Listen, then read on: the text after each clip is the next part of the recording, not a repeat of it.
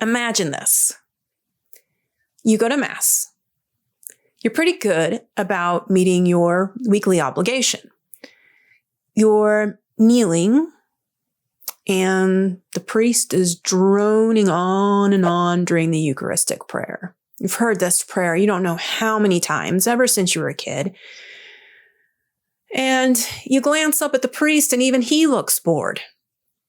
He's holding up a communion wafer, and he's got this indifferent look on his face. You know, there have been rumors that he doesn't even believe that the Eucharist is the actual body and blood of Jesus. I mean, it is a hard saying. Who could listen to it? You sigh, you look down, and you wonder again if you'd even bother coming if it wasn't an obligation. But then you hear a commotion around you from the congregation. And you look back up to the priest, and you see that his face has gone ashen white. And he still holds that communion wafer in his hands, but now he's staring at it with a look of shock on his face. And you realize, just a moment ago, when you had looked up, you had seen a communion wafer, but now he held a bloodied piece of flesh. And there next to him in the chalice, the wine had thickened into blood.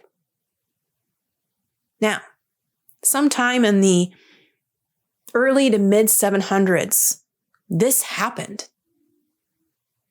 A monk in Lanciano, Italy, was doubting the presence of Christ in the Eucharist. And suddenly, he and the congregation saw the bread and wine physically change into flesh and blood. The story does not end there. More recently, in 1970, Professor Eduardo Linoli conducted an examination on both the flesh and the blood. Here's what he found. The flesh, not just any flesh, it was real human flesh. And the blood, real human blood. The flesh was also muscular heart tissue from the left ventricle. Both the flesh and the blood were of the same blood type, AB. Over 12 centuries had passed since this had occurred and the examination took place. And yet, the flesh and blood were still preserved to a point where they couldn't explain it. Let's move forward in time and across the globe to Tixtla, Mexico on October 21st, 2006. Father Raimundo Reina Esteban was distributing the Eucharist during a retreat along with another priest and a religious sister. While they were distributing the Eucharist, the sister turned to him and she had tears welling up in her eyes, and she held onto one of the hosts and it was clearly bleeding. So once again, an investigation was opened.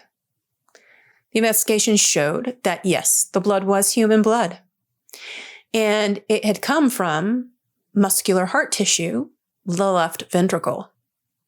The blood type was AB. The blood flow was coming from within the host, so it was bleeding from the inside out, and therefore could not have just been placed on the host. And then in 2010, while they were still investigating, they found fresh blood behind the coagulated blood. Therefore, it appeared the host was still bleeding from the inside. Before I go into the next miracle, I should pause and take a moment to discuss the sacred nature of the Eucharist for those who might not know. As Catholics, we believe that the Eucharist is Jesus.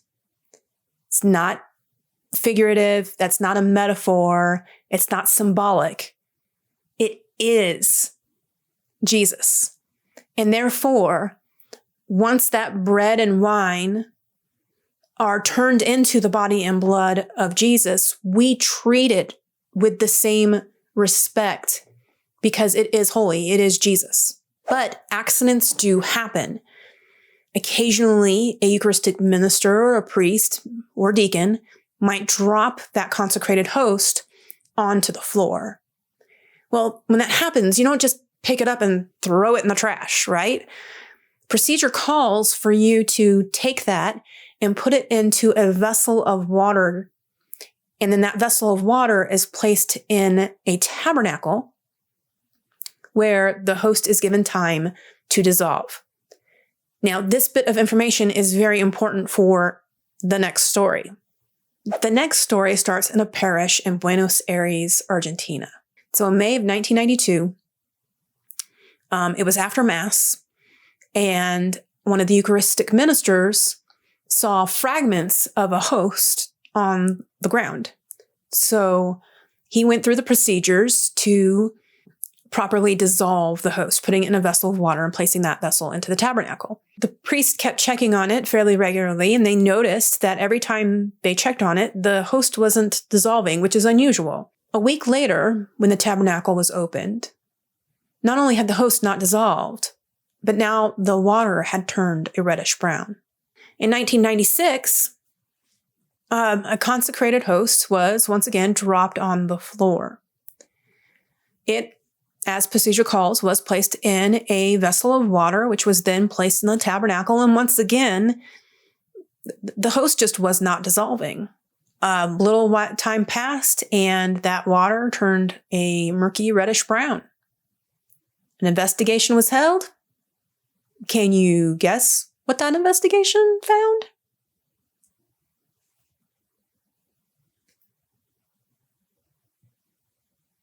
Yep. But this time, they handed it over to the investigation, over to a lawyer. What they were kind of looking for was this lawyer would bring in evidence that would be presented to a judge.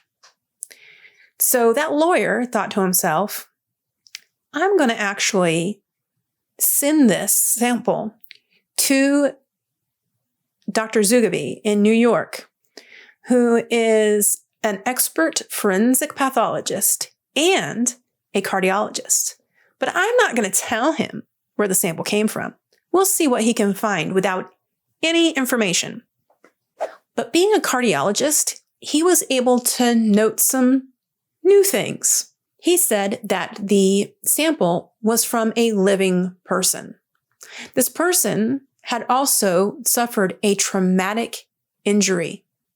And this person had suffered that traumatic injury 3 days prior to the snapshot of the microscopic slide being made. Yeah.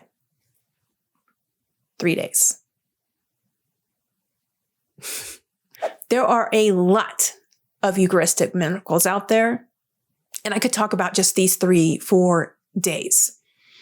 But instead of that, I'm just going to put a link down in the description to a website that goes over some of these Eucharistic miracles. And you can browse these miracles to your heart's content. See what I did there? Because the heart muscle, it's your heart's content. No? I should probably leave the puns to my husband and son. What can I say? So like, subscribe, share this video, you guys, because God needs more saints in his army. Oh, and if you know of a Eucharistic miracle that happened in the United States, please comment down below, because I was not able to find anything. I would love to hear about a Eucharistic miracle in the United States. Link to it. Love to hear from you.